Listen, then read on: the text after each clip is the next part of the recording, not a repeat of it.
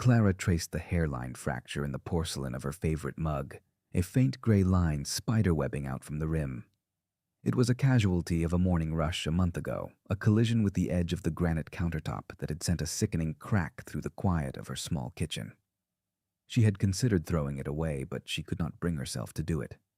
The mug, a gift from her sister years ago, felt like a metaphor for her life. Still functional, still holding what it needed to hold, but permanently marked by a moment of impact. One more shock and it would likely fall to pieces. She was working on it, on not letting that happen. The scent of burnt toast hung in the air, a familiar ghost of her daily race against the clock. Leo, her 7-year-old son, was a whirlwind of untied shoelaces and misplaced homework, a small, vibrant storm in the center of her carefully managed calm. His backpack, a monstrous blue thing adorned with a faded dinosaur keychain, sat slumped against the leg of the table, threatening to trip her for the 3rd time that morning. She navigated around it, her movements economical, honed by years of single parenthood into a seamless dance of efficiency. Pack the lunch, sign the permission slip, find the missing sock, check the time. Repeat.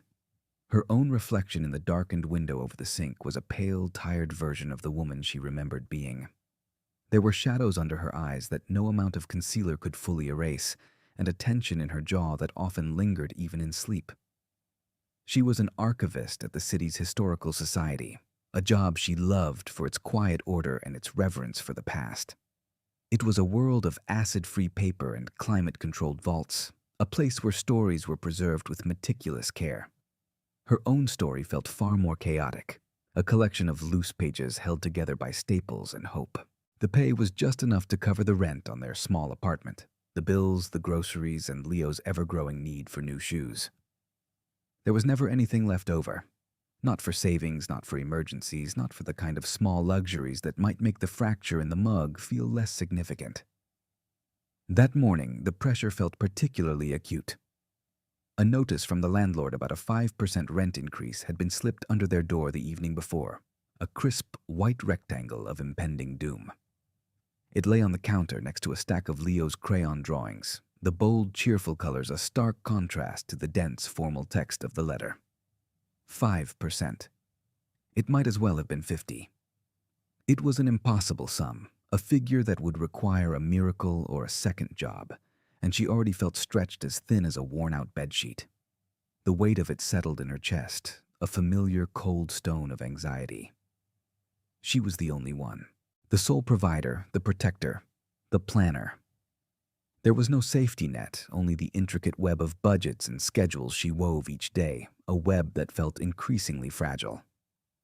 Her sister Maya called, as she always did, just as Clara was wrestling Leo's arm into his jacket. Maya's voice was a bright, energetic sound that always made Clara feel a little bit gray by comparison. Maya lived in a world of vibrant possibility, a world Clara had once glimpsed but had long since departed. It took 10 minutes of cheerful, relentless persuasion before Clara understood what Maya was proposing. A blind date. The words themselves felt foreign, like a language she had forgotten how to speak. A date. It was an artifact from a different era of her life, a time before her world had shrunk to the size of Leo's needs and the demands of their survival. Her ex-husband, Richard, had cured her of any romantic notions she might have harbored. He had been charming and ambitious, and he had left them with a mountain of debt and a hollowed-out sense of trust she was still trying to rebuild. She said no. She said it 3 times, each refusal weaker than the last. Maya was an expert negotiator, armed with arguments about getting out, about meeting new people, about how one dinner was not a lifetime commitment. The final winning argument was simple and devastatingly effective. The man, a friend of her boss's husband, had already made a reservation at a restaurant Clara could never afford, and he would be paying. It was a free meal, Maya had insisted, a chance to wear something other than her work clothes and to speak to an adult who was not contractually obligated to listen to her. The sheer exhaustion of arguing eventually wore her down. She agreed, a sense of dread already coiling in her stomach. It felt like a betrayal of her quiet, careful life, an unnecessary risk. But the thought of a beautifully cooked meal she did not have to prepare or pay for was a siren song she could not entirely resist. That evening, after Leo was asleep, his quiet breaths filling the small apartment with a peaceful rhythm, Clara stood before her closet. It was a sparse collection of sensible blouses, worn cardigans, and practical trousers. Nothing in it was suitable for a date, especially not a date at a place Maya had described as elegantly understated, which Clara knew was code for impossibly expensive. She was about to call her sister and cancel, the excuse already forming on her lips, when she remembered the box at the back of the closet. It was a dress of Maya's, left behind years ago after a weekend visit and never reclaimed. Clara pulled out the box, dust motes dancing in the lamplight. The dress was made of a soft, flowing silk, the color of a twilight sky, and it was covered in a delicate pattern of pale, golden-hued wildflowers. It was a garment from Maya's more bohemian phase, beautiful and a little bit whimsical. Clara had always thought it was too much for her, too noticeable. But tonight, it felt like the only option. It was a borrowed skin, a costume that might allow her to pretend, for a few hours, to be someone else. Someone who was not fractured, someone who was not worried about a 5% rent increase. She slipped it on. It fit perfectly, the silk cool against her skin, the pattern a soft, hopeful whisper in the dim light of her bedroom. It was decided. She would go. The restaurant was a world away from her own. The lighting was low and intimate, casting a warm glow on dark wood and polished brass. A hushed murmur of conversation filled the space, punctuated by the gentle clinking of silverware against porcelain. Clara felt immediately out of place, a field sparrow that had wandered into an aviary of exotic birds. The borrowed dress suddenly felt less like a costume and more like a glaring announcement that she did not belong. She clutched her small, worn handbag, its leather strap frayed at the edges, and gave her name to the host, her voice barely a whisper. He was already there, seated at a small table in a secluded corner. He stood as she approached, a gesture so simple and courteous it almost threw her off balance. He was taller than she had expected, dressed in a perfectly tailored dark suit that spoke of quiet, effortless expense. His hair was dark, with a few threads of silver at the temples that seemed to lend him an air of gravity. But it was his eyes that held her. They were a deep, clear gray, and they were tired. It was not the physical exhaustion she knew so well, but a different kind of weariness, a profound, soul-deep fatigue she recognized from the loneliest hours of her own nights. His name was Julian. His handshake was firm and warm, his grip lasting just a moment longer than necessary. As she sat, she saw his gaze fall to her dress, and for a split second his composure faltered. A flicker of something unreadable crossed his face. Surprise, recognition, a shadow of an emotion she could not name. It was gone as quickly as it appeared, replaced by a polite, neutral expression. But she had seen it. The observation was filed away, another piece of data to be catalogued. She had prepared herself for the usual litany of first-date questions, the tedious exchange of curated biographical details. She had her answers ready, polished, and impersonal. She was an archivist. She had a son. Her life was simple. She expected him to talk about his work, about finance or real estate or whatever it was that billionaires did. She expected a monologue, a performance of success designed to impress or intimidate. Instead, he was quiet. He watched her with an unnerving intensity, as if he were trying to solve a complex puzzle.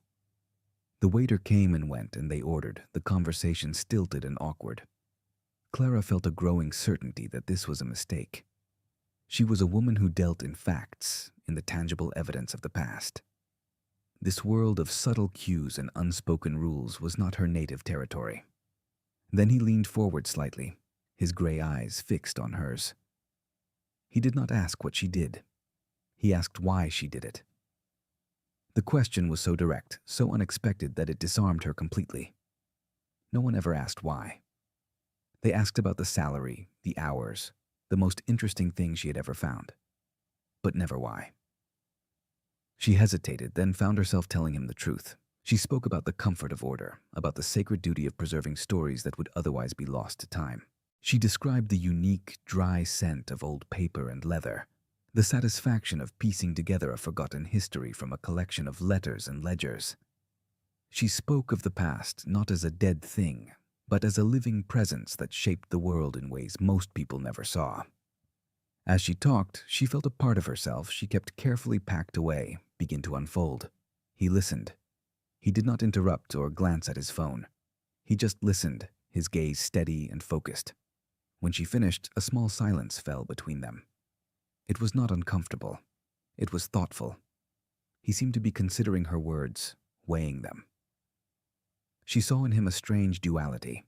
The exterior was all power and control. The bespoke suit, the expensive watch, the effortless way he commanded the attention of the staff with a simple nod. But beneath that polished surface, she sensed a profound loneliness, a vulnerability that resonated with her own. He was a man encased in success, and it looked like a very solitary fortress. Finally, he spoke again, his voice low. He told her he admired her clarity. He said that in his world, very few people did things for reasons they could articulate with such simple integrity. Most people, he said, were driven by a tangled mess of ambition, greed, and fear. He spoke with a dispassionate frankness, as if stating a law of physics. He was not cynical, she realized, just observant. He had spent a long time watching people, and he was no longer surprised by what he saw. The rest of the dinner passed in a strange, compelling rhythm. He asked her about Leo, about the books she was reading, about the kind of history that fascinated her most. His questions were always direct, cutting through layers of social pleasantry to the heart of the matter. In turn, she found herself asking him questions that were just as direct. She asked him if he was happy. The question hung in the air between them, stark and unadorned. He looked away for a moment, his gaze drifting over the other diners. A wry, almost sad smile touched his lips. He said he was successful. He said he was comfortable. He did not say he was happy. The unspoken answer was louder than any word he could have uttered. He was a man who had everything and nothing. He was drawn to her, she began to realize, not because of who she was pretending to be in a borrowed dress, but because of who she actually was. He saw the authenticity she guarded so carefully, the integrity that was both her greatest strength and her most significant liability in a world that did not often reward it. He saw something real, and he was starving for it. As the evening ended and he walked her to the waiting car he had arranged, he paused under the soft glow of a street lamp. He looked at her again, his eyes once more drawn to the pattern of wildflowers on her dress. He said it had been a very long time since he had had such an honest conversation. He thanked her for it. There was no mention of a second date, no flirtatious promise to call. It was a simple, sincere statement of fact.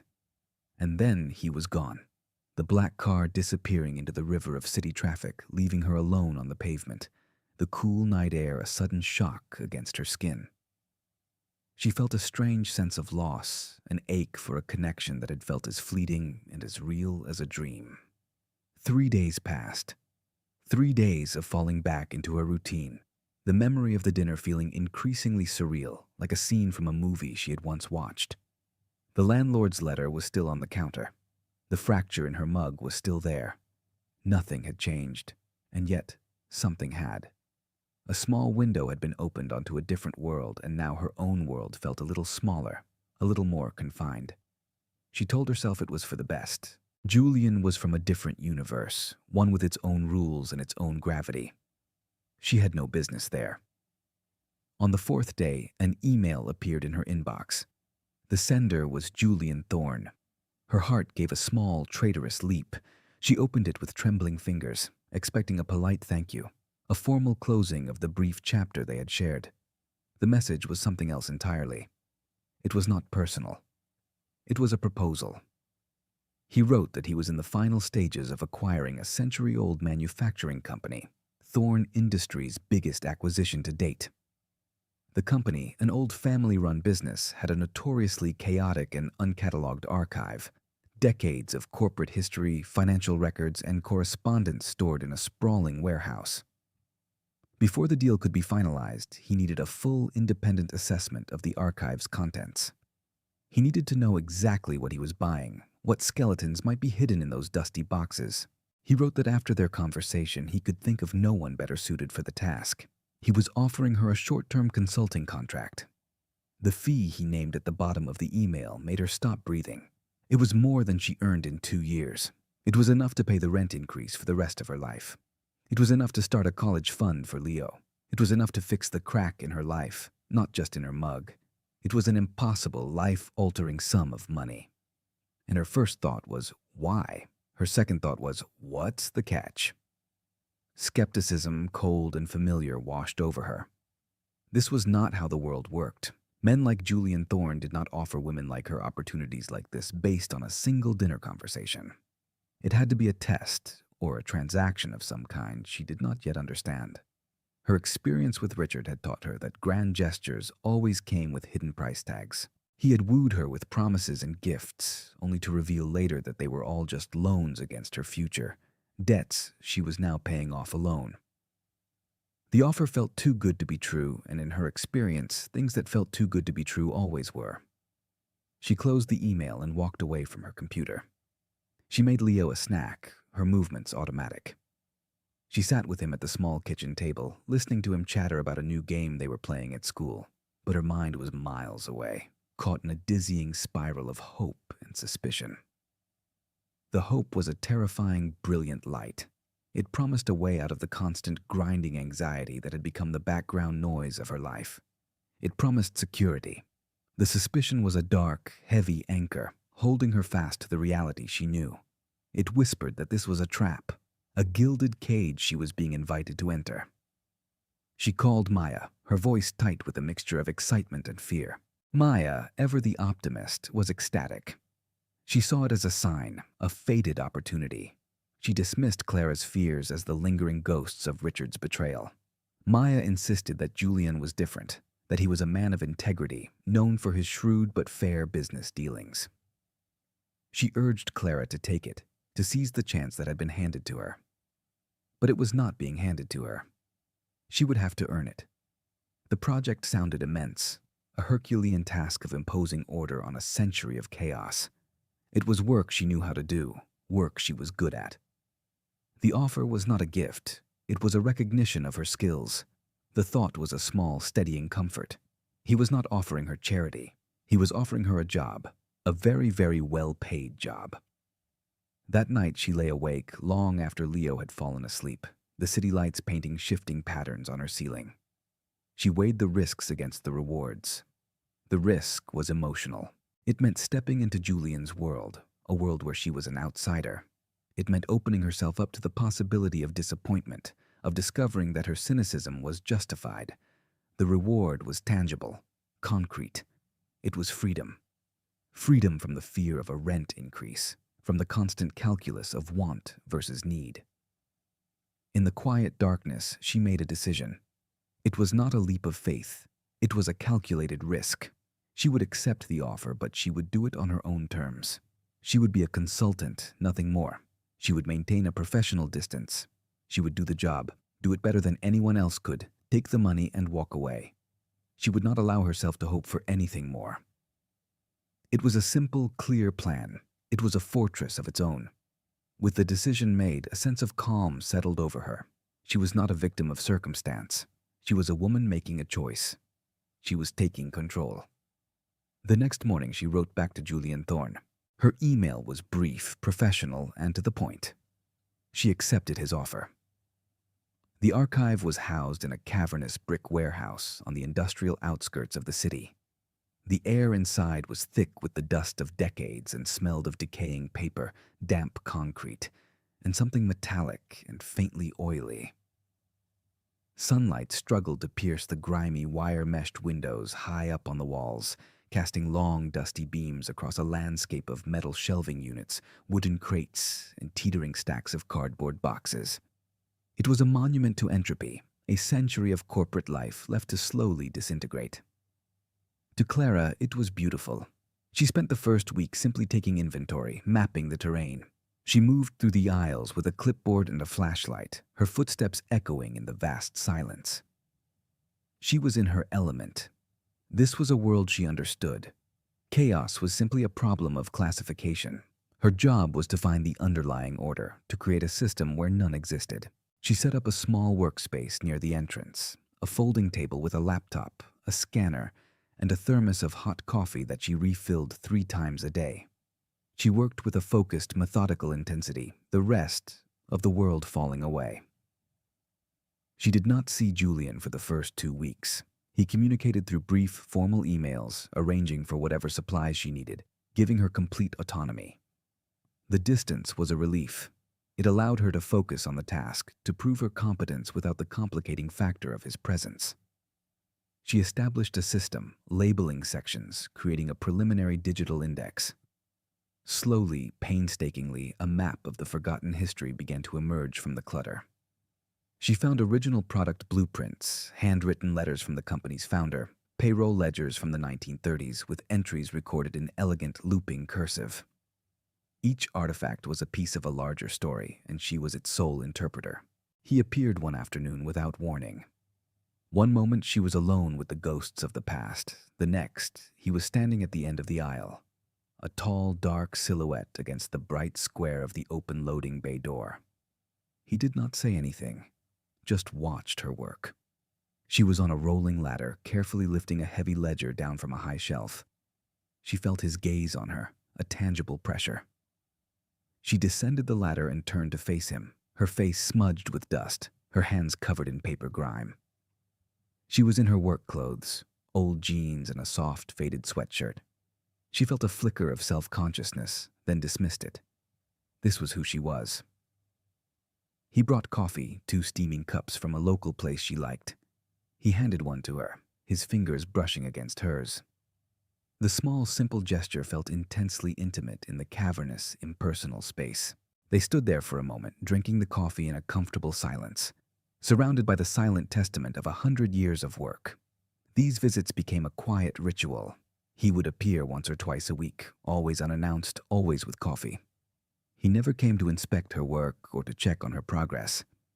He came, she began to realize, for the quiet. He would lean against a shelving unit, his expensive suit a strange contrast to the dusty environment, and they would talk. They talked about the company's history, the stories she was uncovering in the files. They talked about Leo, and he would listen intently as she recounted a funny thing her son had said or done. He asked her to bring Leo to the warehouse one Saturday. She was hesitant at first, reluctant to mix her 2 worlds, but Julian was persuasive. He brought a gift for Leo, not a toy, but a large, impossibly complex puzzle of a medieval world map with 1,000 tiny pieces. Leo was fascinated. While Clara worked, Julian sat on a dusty canvas tarp on the floor with her son. The 2 of them bent in concentration over the scattered pieces, their heads close together. Julian was patient and gentle with Leo, pointing out where a piece might fit, celebrating each small connection they made. Watching them, Clara felt a warmth spread through her chest, a dangerous, unfamiliar feeling. It looked so natural, so right. It looked like a family. She quickly pushed the thought away. One afternoon, as a cold autumn rain beat a steady rhythm on the warehouse's corrugated metal roof, he found her sitting at her small desk, studying an old leather-bound photo album she had unearthed. It was filled with pictures of the founding family from the 1950s, company picnics, holiday parties, formal portraits. He stood behind her, looking over her shoulder at the faded black and white images. He pointed to a photograph of a woman with a kind smile and dark, wavy hair. She was standing in a garden, wearing a simple, light-colored dress covered in a pattern of flowers. It was the dress, not a similar dress. The exact same dress, the same cut, the same distinctive floral print as the one Clara had worn on their date. Clara looked from the photograph to his face. His expression was unguarded, his eyes filled with a profound and gentle melancholy. He told her then. The woman in the photograph was his grandmother. The picture was taken a year before she passed away, when his own mother was just a little girl. His mother had cherished the dress, keeping it carefully preserved. Years later, an artist friend had painted a portrait of his mother, not as she was then, but as she remembered herself as a young woman, happy and carefree. In the painting, she was wearing her mother's dress. He explained that the painting hung in the study of his otherwise cold and modern city apartment. It was the one object in his life that felt entirely real, a connection to a time before the family money had become a corrosive force, before his parents' bitter divorce had fractured their world. The dress, he said, had become a symbol for him, a symbol of authenticity, of a simple, unburdened happiness he felt he had never known. When he had seen Clara walk into the restaurant that night wearing that same pattern, it was as if a figure from that painting, a ghost of a forgotten hope, had walked into his life. He confessed that he had been so stunned he had almost been unable to speak. He had been drawn to her integrity and her quiet strength that night, but it was the dress that had felt like a sign, a whisper from the universe that he was on the right path. The revelation settled between them, changing the very air in the warehouse. It recontextualized everything. His interest in her, the job offer, his quiet visits. It had not been a power play or a whim. It had been a search. He was a man adrift in a sea of artifice, and he had seen in her a landmark, a point of solid ground. His vulnerability was a gift, an offering that dismantled the fortress she had so carefully constructed around her heart. For the first time, she saw him not as Julian Thorne, the billionaire, but as Julian, a man who was just as lonely as she was. In that shared, quiet space surrounded by the dust of other people's lives, an invisible thread began to weave itself between them, a connection stronger than any professional contract. It was a Tuesday morning, deep into her 6th week on the project, when she found it. She had finally reached a section of the archive that was different from the rest. These were not the dusty, forgotten boxes of the distant past. These were newer, meticulously organized file cabinets tucked away in a locked office at the back of the warehouse, a room she had only gained access to the day before. This was the recent history, the records from the last decade under the leadership of the founder's grandson, a man named Marcus Thorne. She was examining a series of supplier invoices from the past 18 months. It was routine work, cross-referencing payments with shipping manifests. But something felt wrong. A name she did not recognize appeared on several large invoices for raw materials, a company called Northern Star Logistics. The payments were substantial, authorized directly by Marcus Thorne. Yet when she searched for the corresponding shipping manifests, she found nothing. There was no record of any materials ever being delivered by this company. A cold knot of unease tightened in her stomach. Archivists were detectives of a sort, trained to see patterns, to notice the piece that did not fit. This piece was screaming at her. She spent the rest of the day digging, her focus narrowing to a single sharp point. She pulled corporate registration documents, bank transfers, and internal memos. Northern Star Logistics, she discovered, was a shell corporation registered to a post office box. Its director was a man whose name appeared elsewhere in the records as Marcus Thorne's brother-in-law. The picture that emerged was ugly and undeniable. For at least 2 years, Marcus had been systematically siphoning money from his own family's company, funneling it out through fake invoices to a company controlled by his own family. He was deliberately bleeding the company dry, devaluing it on paper. The timing was no coincidence. It had all started shortly after the first rumors of Julian's interest in an acquisition had begun to circulate. Marcus was committing fraud, ensuring that the company would sell for far less than its true worth, while he secretly pocketed the difference. Clara sat back in her chair, the documents spread out on the table before her like a damning constellation. The air in the small office suddenly felt cold and thin. She was holding a secret that could destroy the entire deal. More than that, it was a secret that could put her in a terrible position. If she revealed it, she could be dragged into a messy, potentially dangerous legal battle. Marcus Thorne seemed like a man who would not take kindly to being exposed. If she said nothing, she would be complicit in a crime. She would be betraying the trust Julian had placed in her. Her first instinct was self-preservation. She thought of Leo. Her job was to keep him safe, to provide for him. This discovery was a threat to that. The consulting fee Julian was paying her was her safety net. If the deal fell through because of her, would he still pay her? Or would he see her as the source of the problem? She could finish her work, catalog everything else, and leave these specific files buried just as she had found them. No one would ever know. She could take the money and walk away, her and Leo's future secure. It would be so easy. But the thought felt like acid in her throat. Her entire professional life was built on a foundation of truth and integrity. She was a preserver of facts, not a concealer of them. To ignore this, to pretend she had not seen it, would be a betrayal of everything she believed in. It would be a betrayal of the woman Julian saw, The woman he had hired precisely because he believed she was incapable of such a thing. Her principles, which had so often felt like a liability in a compromised world, were now being put to the ultimate test.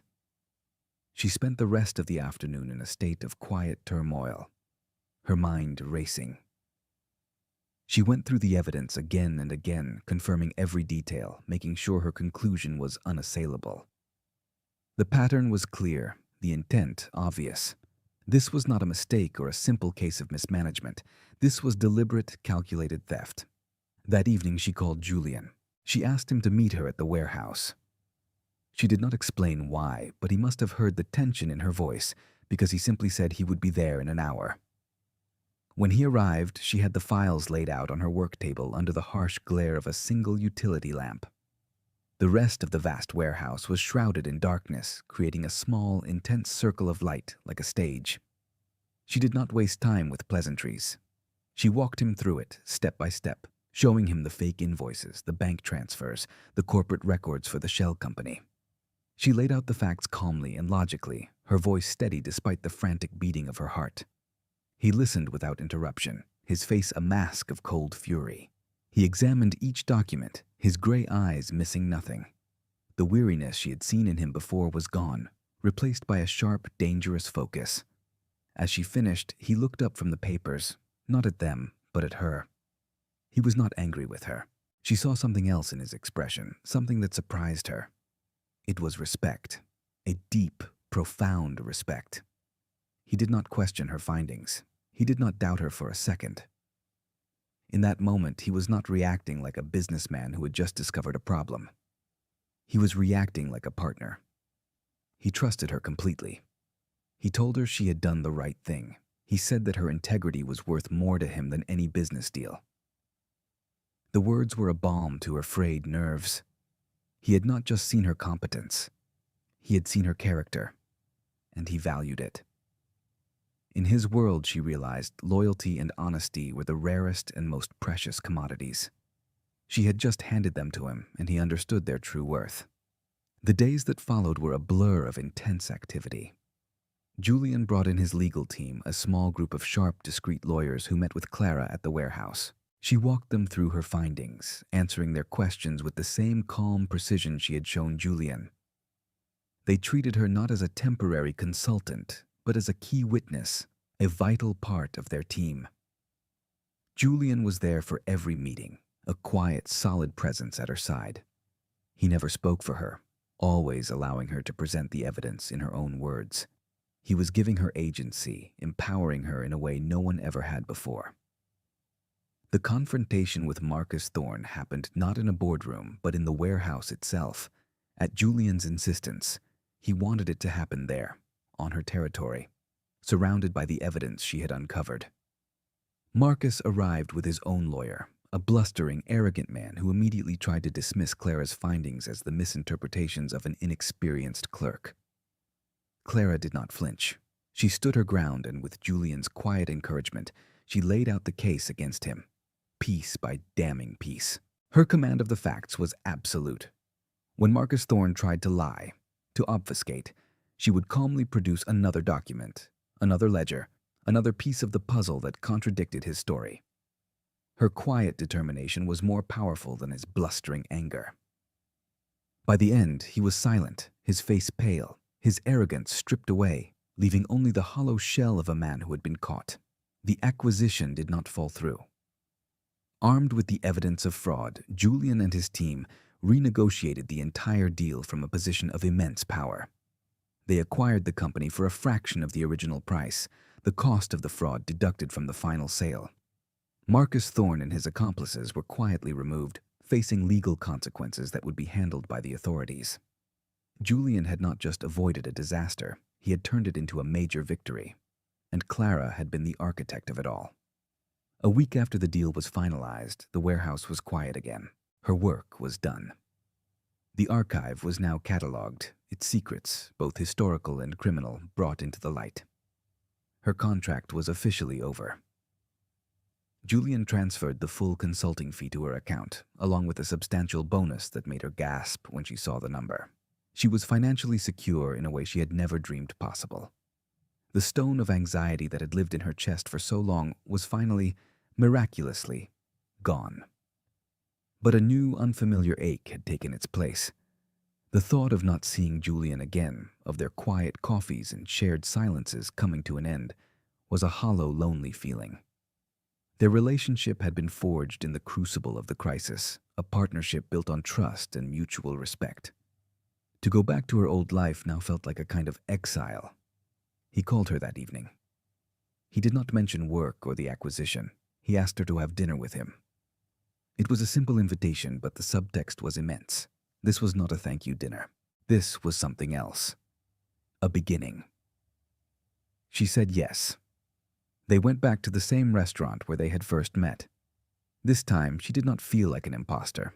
She wore a simple dress of her own, one she had bought that afternoon, a quiet celebration of her new freedom. When she walked in, he was waiting, and the smile that lit up his face was genuine and unguarded. The weariness in his eyes was gone, replaced by a warm, gentle light. Over dinner, he did not talk about business. He talked about the future. He looked at her, his expression serious, and he told her that she had done more than just save him from a bad deal. He said she had reminded him of what was real, of what mattered. He said that for years he had been surrounded by people who wanted something from him, who saw him only as a means to an end. She, he said, had seen him. Just him. He told her that her integrity was a rare and beautiful thing, and that he respected her more than anyone he had ever known. He reached across the table and took her hand, his thumb stroking the back of her knuckles. His touch was warm and steady. He said he wanted to build something with her, something real, something that had nothing to do with archives or business deals. He asked if she would be willing to try. She looked into his clear gray eyes, and she saw her own cautious hope reflected there. All the walls she had built, all the fortresses and defenses, they all seemed to melt away. She had started this journey with a plan to keep herself safe, to maintain her distance. But somewhere along the way, in a dusty warehouse filled with the ghosts of the past, he had breached her defenses not with a grand assault, but with quiet kindness, with unwavering trust, with the simple, profound act of seeing her. She smiled, a real, genuine smile that reached her eyes. She said she would like that very much. The word was not just an answer. It was a promise. It was the beginning of a new chapter, one whose pages she could not wait to fill. 6 months later, the light in her apartment was different. It was the soft, golden light of a late Sunday afternoon, streaming through the clean windows of a new home. It was a larger apartment in a quieter neighborhood with tree-lined streets, but it was not the space that had changed things. It was the feeling within it. The silence was no longer heavy with loneliness. It was filled with a peaceful, contented hum. The constant thrum of anxiety had been replaced by a deep, steady calm. Julian was on the floor in the living room, his back against the sofa, his long legs stretched out before him. Opposite him sat Leo. Between them, spread out on the soft rug, were the 1,000 pieces of the medieval world map. It had become their ongoing project, a shared ritual. They were nearing the end now. The continents had taken shape, the vast blue oceans pieced together. They were working on the intricate border, filled with mythical sea creatures and elaborate compass roses. Clara sat in a comfortable armchair, a book open in her lap, a cup of tea growing cool on the small table beside her. She was not reading. She was watching them. She watched the way Julian's brow furrowed in concentration. The same intense focus he had applied to her documents, now directed at finding the perfect spot for a tiny, oddly shaped piece of cardboard. She watched the way Leo leaned in, pointing with a small finger, his face alight with the thrill of the hunt. There were no grand gestures, no dramatic declarations. Their life together was being built in these small, quiet moments. It was built in the mornings when he made coffee for her before he left for work, and in the evenings when he would read Leo a bedtime story, his deep voice a soothing rumble in the quiet apartment. It was built on shared laughter over a simple meal, on long walks in the park, on the comfortable silence of two people who no longer needed to fill the space with words.